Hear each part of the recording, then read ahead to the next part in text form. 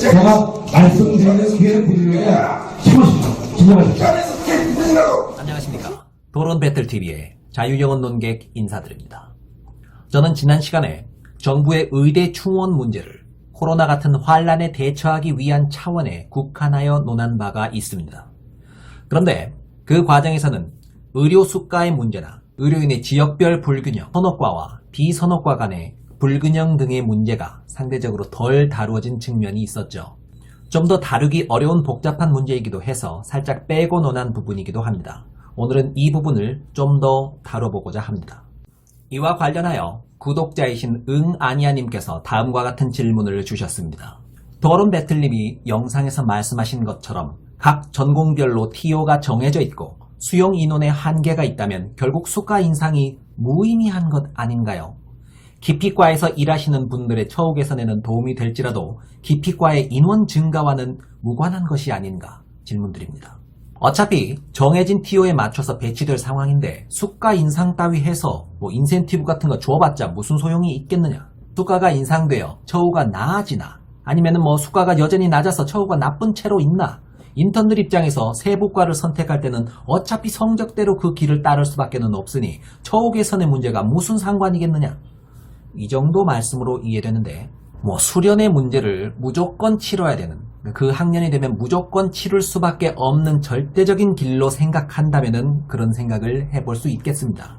그런데 의사들의 진로 문제에는 살짝 특별한 부분이 존재하는데 마치 공무원 사회처럼 성적이 좋지 못해서 기피과에 갈 수밖에 없는 상황일 때 무조건 그 길을 선택해야 하는 게 아니라는 점. 그런 게 조금 특수합니다. 자, 의사들로서는 기피과에 도저히 자기는 못 가겠다라고 하면 그거 안 해버려도 나름의 길이 있다는 것이죠. 수련의 길에서 이탈했다고 해도 그에게는 개원가 의사로서의 또 다른 기회가 눈앞에 있습니다. 여기에 문제의 본질이 존재합니다. 기피과에서 생고생을 해가면서 수련받기는 싫은데 눈앞의 선택은 오직 기피과를 선택해야만 하는 상황이라면 인턴까지만 수련을 받고 의사 면허증을 가지고 당장의 개원가에서 동네 의원을 차릴 수가 있어요. 떠밀려서 기피과를 선택하기 싫은 누군가는 의사의 면허를 가지고 개원가에 나와서 선호과인 피부과 진료를 하는 것이 가능합니다. 잡다한 의료 행위를 도맡아 하는 동네 의원 이런 걸 하는 것도 가능합니다. 동네에 피부과 전문 의원으로 개원한 병원도 있는가 하면 무슨 의원, 그런데 진료 과목은 피부과라는 식으로 개원한 병원들도 많죠. 사실 진퉁 피부과보다 그런 식의 병원들이 훨씬 많을 것입니다. 그게 무엇이냐 하면 바로 피부과 전공은 아니지만 피부과 진료를 하는 일반 의사라는 얘기입니다. 즉 선호의 문제가 너무 명백한 경우 원치도 않는 곳에 가서 내가 고생하느니 차라리 동네에 진료 과목 피부과 의원을 차리겠다 라고 생각하는 이가 현재에도 무시할 수 없이 다수 발생하는 그런 상황이라는 것이죠. 제가 애초에 수용 한계가 존재할 수밖에 없다라고 얘기했던 것은 이런 개원가까지도 모두 포화를 이루고 더 이상 도저히 갈 곳이 없다라는 환경이 되었을 때를 말한 것입니다. 그런 식으로 개원가마저도 포화가 이루어지고 그마저도 수용하기 어려운 상황이 되었을 때는 의사 수가 마구마구 폭증해서 그런 식으로 개원가까지도 모두 포화가 이루어지고 그마저도 개원가마저도 더 이상의 인원을 수용하기 어려운 상황이 되었을 때는 당연히 대학병원의 기피과에도 의료 인력들이 충원되는 것이 당연하겠죠. 제가 말씀드린 수용 한계의 포화라는 것이 이걸 의미합니다. 자, 그런 식으로 충원을 해봤더니 어떻습니까? 기피과의 충원 문제, 지방의 충원 문제 이런 것들은 어느 정도 해결될 수 있어요. 개원가까지도 꽉꽉 차가지고 사람이 막 물려온다면. 그런데 그 목표를 채우는 데 성공하긴 했지만 결국 그 과정에서 개원과의 의료 서비스 포화 이 문제가 부산물로 남게 되니까 문제가 될 수 있다라고 했었던 것입니다. 자, 전체적인 전망이 되십니까? 그렇다면 이쯤에서 대략 방향이 서죠. 국민 전체에게 이로운 의료 서비스 제공을 위해서라면 개원가는 의사의 집중을 가급적 막아야 하고 병원가는 의사의 부족을 가급적 막아야 합니다. 의사가 전체적으로 많으냐 아니냐의 문제만 따지고 있는데 전체적인 문제가 아니에요. 부족한 곳은 부족하고 과밀한 곳은 과밀한 그 부분이 한국의 의료 인력 구조의 문제라는 것이죠. 명백히 한국의 의사 수는 병원급의 의사는 부족하고 개원가급의 의사는 넘쳐난다 라고 말하는 것이 가장 상황을 잘 설명하는 것이라고 생각합니다. 그런데 이 상황에서 의협은 개원가에 넘쳐나는 의사들의 폐해를 자꾸 얘기하고 병원협의회는 병원가에 부족한 의사들의 폐해를 자꾸 얘기하니까 서로 다른 곳을 바라보고 불협화음을 내게 되는 것이죠. 의사 내에서 의사의 증언을 반대하는 집단이 있다는 것, 당연히 아시죠? 의협이 있으니까요. 그런데 의사의 충원을 찬성하는 집단 역시나 존재한다는 것을 우리 국민들은 모두 아셔야 합니다. 지금 의협에서 의사의 증언을 반대하고 있으니까 의사 전체가 반대하고 있는 것으로 느끼기가 쉬운데, 그것은 의협의 영향력이 강하고 현 전공의들을 완벽하게 포섭하고 있는 데다 하도 극단적 행동 양식을 가지니까 언론이 그쪽을 주목할 수밖에 없어서 그들의 입장이 지배적인 것으로 비추어질 뿐이지, 실제로는 대한병원협회, 대한병원협회라는 병원들의 입장을 대변하는 만만치 않은 공적 집단이 의사의 증언을 적극 지지하고 있는 상황입니다. 다음의 자료를 보시죠. 대한병원협회는 정부의 의사 인력 확충 계획을 적극 환영하는 바입니다. 전국의 지방 의료 현장은 의사 인력 수급의 부족으로 뼈를 깎는 고통 속에 지금까지도 많은 어려움을 겪고 있습니다. 의대 정원 10년간 연 400명 확대 계획은 적정 인력으로까지 충원되기에 턱없이 부족할 것으로 예상. 완벽하게 의협과 반대 입장이죠. 오히려 적어서 불만이라는 얘기니까요. 어떻게 이런 게 가능하겠습니까? 병원협회는 철저하게 병원급에서의 인력 수급만 바라보고 있고, 의사협회는 철저하게 개원가에서의 인력 수급만 바라보고 있다는 얘기입니다. 바라보고 있는 지점이 다르니까 현상에 대한 진단도 다를 수밖에 없고 주장하는 바도 다를 수밖에 없는 것이죠. 이때 조정자인 정부는 어떤 선택을 해야 할까요? 당연히 양쪽을 다 봐야 합니다. 정부는 병원급에서의 인력 부족 사태에 주목하여 애초에 충원 계획을 기본적인 기조로 잡았죠. 그런데 의협이 지적한 부분은 개원가의 의료 서비스 포화로 인한 국민 의료비 폭증의 문제죠. 분명히 개원가의 문제는 의사들 밥그릇 문제가 맞습니다. 그런데 그것이 직접 국민 의료 소비의 질적 저하와 연결되어 버리니까 허투루 볼 수 없는 문제고, 분명히 이 부분에 대한 인지와 함께 정책이 수행돼야겠죠. 그래서 의협의 주장에 일리가 실리게 되는 것입니다. 동시에 부족 현상을 겪고 있는 병원급의 입장도 같이 따져야죠. 그렇다면 이 난감한 상황을 어떻게 처리해야 할까? 제가 생각하기로는 이 시점에서 정부의 포지션은 일단 의협의 말을 들어주는 겁니다. 기피과의 수가 조정과 처우 개선의 문제를 의협이 원하는 만큼 파격적으로 들어주시고, 동시에 타협을 기반으로 한 적정선의 의사 수의 증가는 어떠해야 하느냐라는 새로운 논제를 꺼내 들어야 한다고 생각합니다. 숫자를 정해버리지 말고요.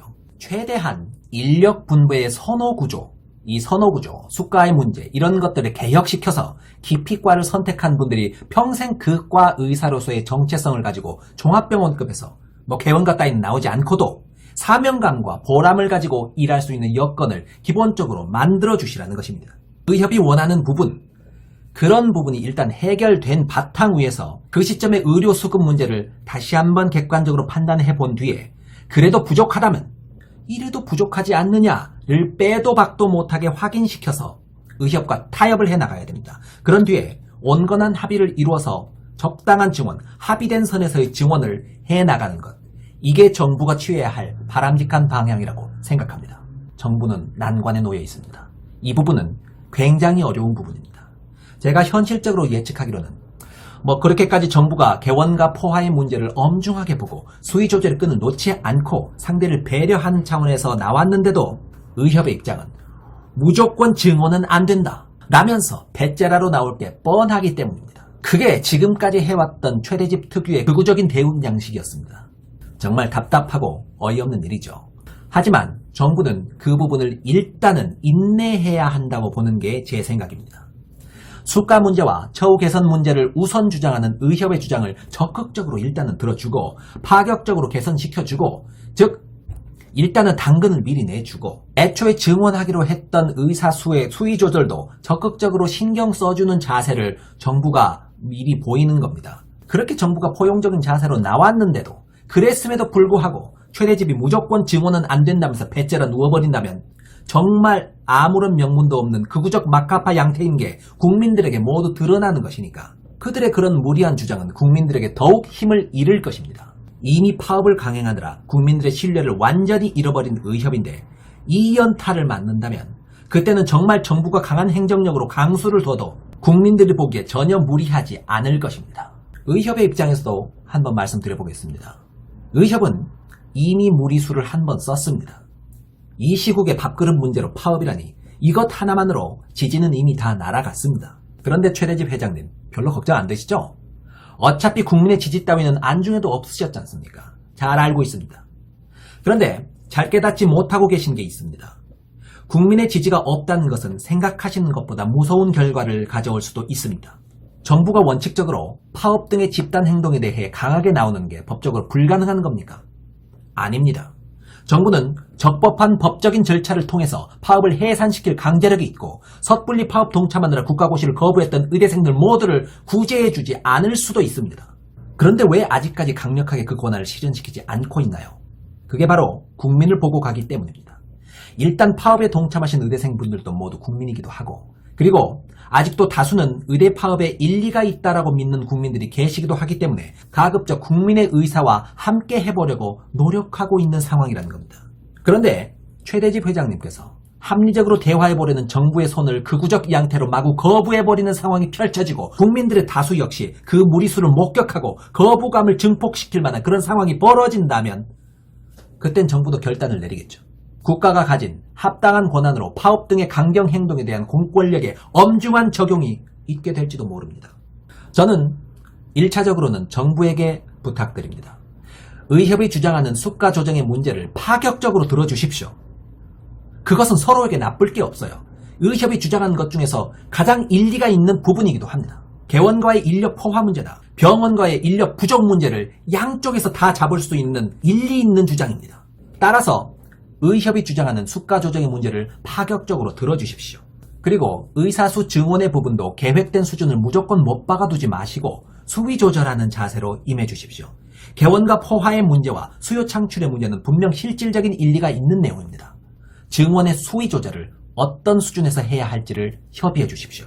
자, 그런 포용적인 정부의 자세가 있었음에도 불구하고 뻣뻣하게 백제라로 구는 의협의 비타협적 자세가 확인된다면 그때는 국민의 지지를 확인해 주시고 강력한 한방을 준비해 주십시오. 그때까지는 인내하고 타협해야 한다고 생각합니다.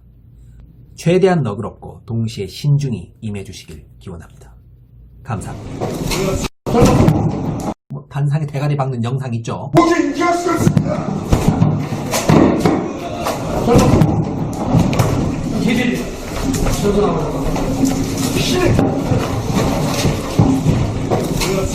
직원들은 뭐예요? 나머지